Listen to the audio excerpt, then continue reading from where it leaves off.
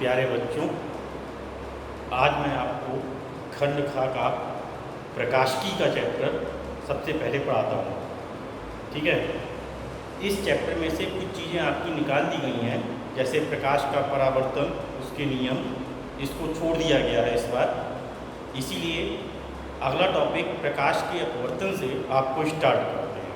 ठीक है, ऑप्टिक्स प्रकाशिकी।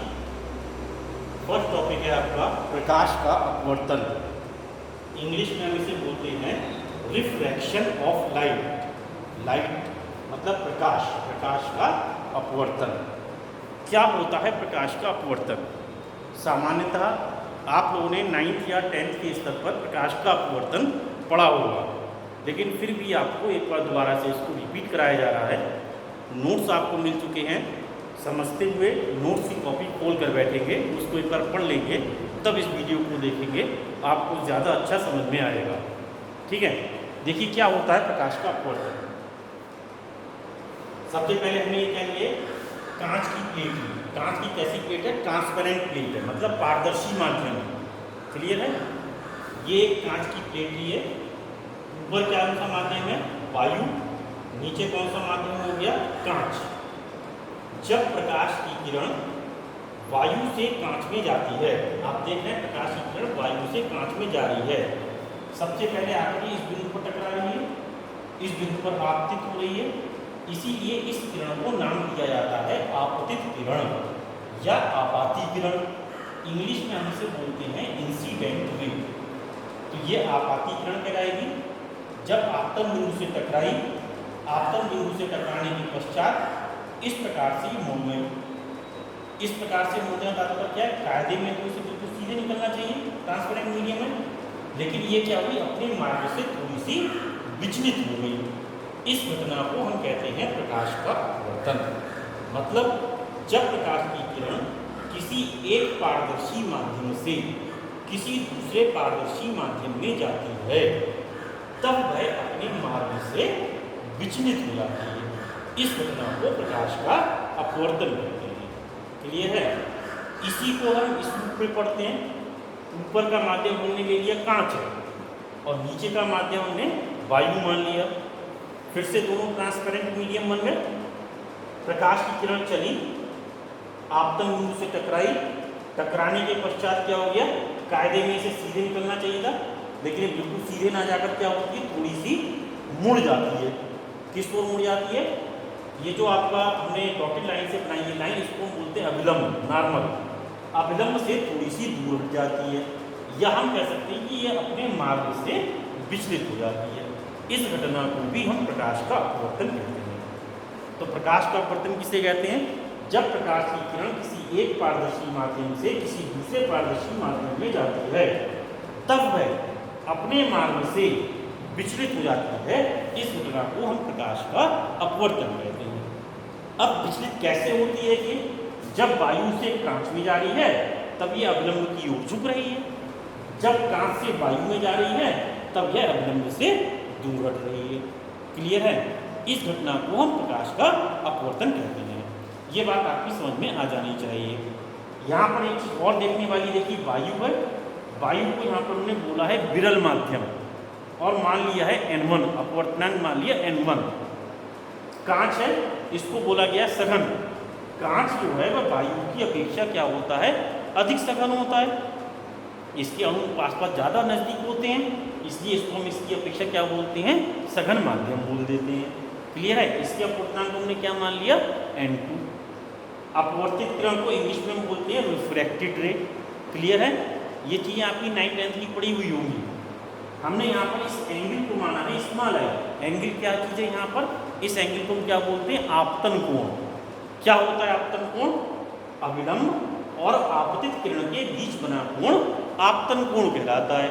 आपतन कोण को हम स्मॉल आई से रिप्रेजेंट करते हैं। स्मॉल आई से ही क्यों करते हैं? क्योंकि यहाँ पर हमने इसको क्या बोला? आपतित किरण को इंसिडेंट रे। किस अक्षर से शुरू हुआ है? आई से। फिजिक्स में अधिकतर नोटेशंस जो होते हैं इंग्लिश वर्ड पर रखे जाते हैं, इसलिए हमने आपतन कोण को कैसे डिनोट कर दिया? आई से डिनोट कर दिया। इसी प्रकार से आया स्मॉल आर। अब आप समझ सकते हो कि अपवर्तन कोण होगा अपवर्तन कोण को स्मॉल आर से क्यों लिखते हैं? क्योंकि हम इसे बोलते हैं रिफ्रैक्टेड एंगल। क्लियर है? इसलिए हम इसे स्मॉल आर से रिप्रेजेंट करते हैं।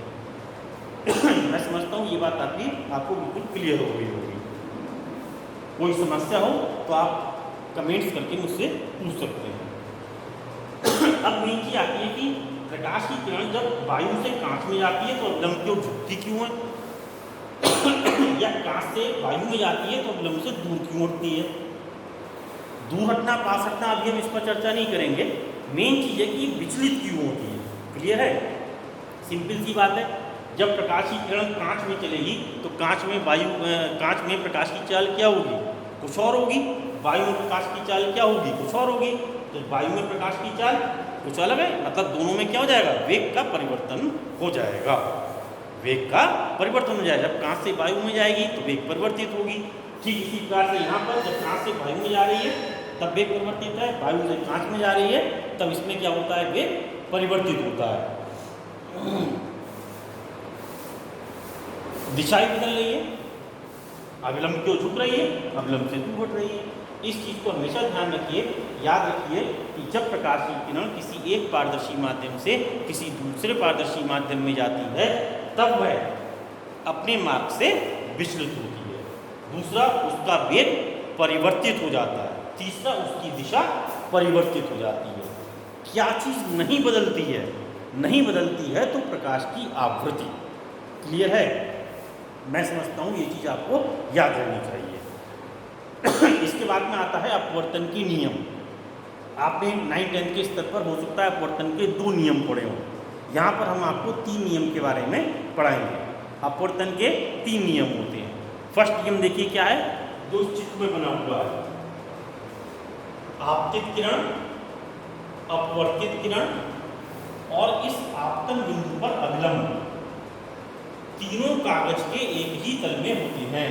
हम यहाँ पर शब्द बोल रहे हैं कागज के एक ही तल में होते हैं। आप लोग जो फिगर बनाते हैं वो कागज पर बनाते हैं।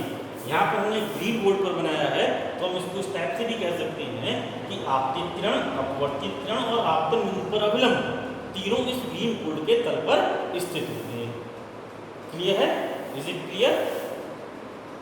सेकंड नियम क्या है? आपतन कोण की ज्या। ज्या का मतलब आपने पढ़ा होगा, बायोलॉजी वाले बच्चे भी होंगे। ज्या का मतलब होता है साइन, साइन थीटा। क्लियर है?